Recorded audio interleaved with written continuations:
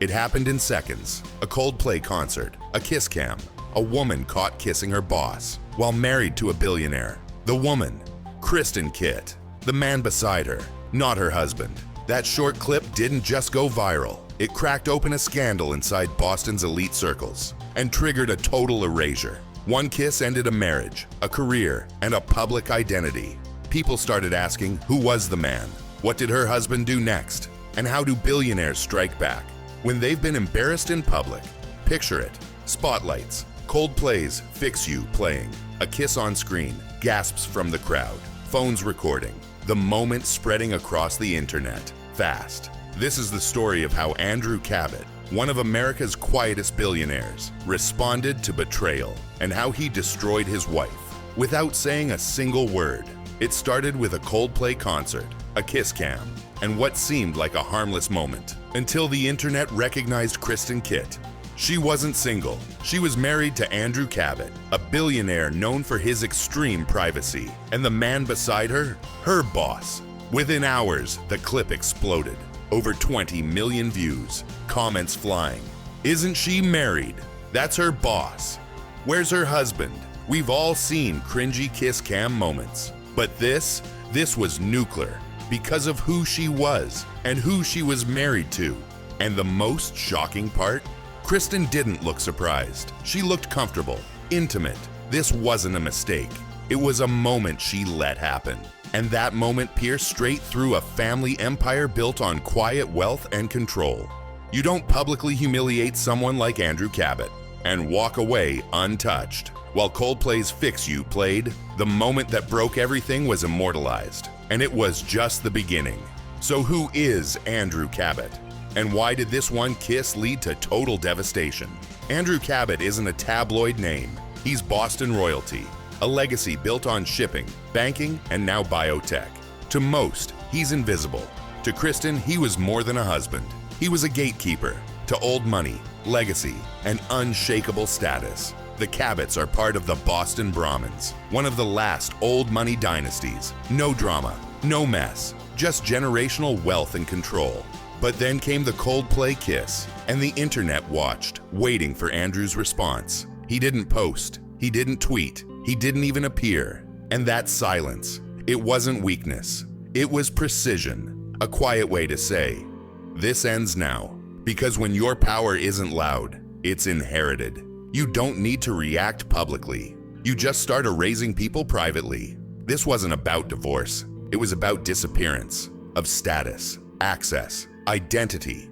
From elite invites to board seats, Kristen's life began vanishing. Not overnight, but with surgical speed. And the Cabots? Still silent, still untouchable. They'd never had a scandal. Now they had a strategy. So how exactly did Andrew respond without saying a single word? Within days of the scandal, things started disappearing. Kristen's job at Andrew's investment firm? Gone. Her corporate bio? Deleted.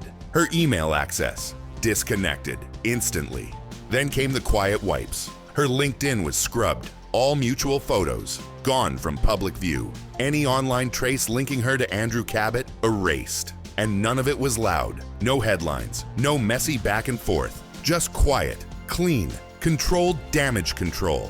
It wasn't chaos, it was surgical. She wasn't shamed, she was deleted. Even at her own company, a tech firm where she held leadership, she was suspended without announcement. No reason, no press release, just silence. This wasn't a reaction, it was a strategy. Because when you embarrass a man like Andrew Cabot, he doesn't post online, he doesn't argue in the press, he erases you. And for Kristen, that meant losing more than a marriage. She lost her name, her career, her status, one click at a time. It was like being ghosted by an empire. So why was the response this exact? What kind of world was she really married into? To really get what happened, you have to understand the Cabots and the world they come from. They're part of the Boston Brahmins, one of America's oldest, richest, and most private classes. Boston Brahmins don't post, they don't argue, they don't sue, they erase. In their world, reputation isn't saved by fighting back. It's saved by silence, clean, cold, and permanent. That's why what Kristen Kitt did wasn't just a scandal. It was a violation of an unspoken code. A code that says, if you're given legacy, you give back loyalty, in public and in private. She didn't just cheat. She broke the rules of a ruling class. And in return, the class broke her. No shouting, no statements, just a quiet door, closing forever. Even her friends saw it coming. One leaked DM said, they'll never say it to your face, but you're already gone. That's how this world works. Your life doesn't get ruined with noise. It gets deleted. With a nod. For Kristen, it wasn't just a relationship that ended. It was her membership in a club she didn't even realize she had just lost. So was it just her marriage that ended, or her entire identity? Just a few months ago, Kristen Kitt's name showed up next to big billion-dollar companies. Now, search her name, and there's almost nothing. She didn't just lose a marriage. She lost her career, her network, and her status. Within days of that Coldplay concert, she was quietly suspended from her own tech company. No memo, no post, just gone. Even her LinkedIn was cleaned out. Family friends unfollowed her. Alumni groups stopped inviting her. And the Cabot circle? Completely sealed. This wasn't about anger. It wasn't even loud. It was something deeper. This was erasure, the kind only powerful people can do. There was no fight, no press tour, no side of the story. The more Kristen stayed quiet, the more the world around her went quiet too. She didn't just lose a husband, she lost a lifestyle, one that never forgives scandal. She once sat at the table of the Boston elite. Now she's not even on the guest list. Some online called it the quiet cancel. Not by Twitter, not by haters, but by legacy itself, the oldest kind of power. And unlike regular cancel culture, this one leaves no trace. No hashtags, no headlines, just silence. So now the big question is, why didn't Kristen fight back? Why didn't she post, defend, or speak out? Maybe she knew the kind of game she had lost. After the video went viral, people waited for Kristen Kitt to speak, to post, to explain. But she didn't say a single word. No apology, no statement, no defense. Her only move, she locked her accounts. No more photos, no more comments, no interviews, no threats, just silence. Insiders say she was told to disappear, to protect what little reputation she had left. Because in a world of billionaires, even saying the truth can make things worse. If she fought back, she'd only shine a bigger spotlight on what Andrew Cabot had already erased. She wasn't just out of money power, she was out of social power too.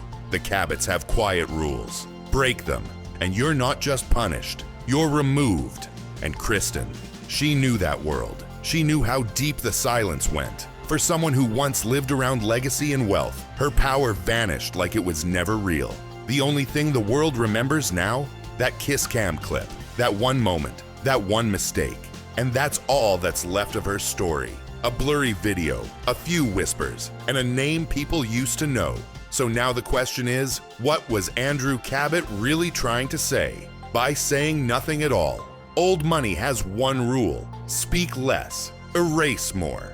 That's exactly what Andrew Cabot did. He never yelled, never posted, never explained. He didn't need to. His silence, that was the weapon. No drama, no lawsuits, no messy headlines. What looked like a quiet step back was actually a careful move forward. While the internet kept asking, where's Kristen? The Cabot family already had their answer. She's gone. No interviews, no gossip, just total removal. Kristen Kitt wasn't attacked. She was simply edited out.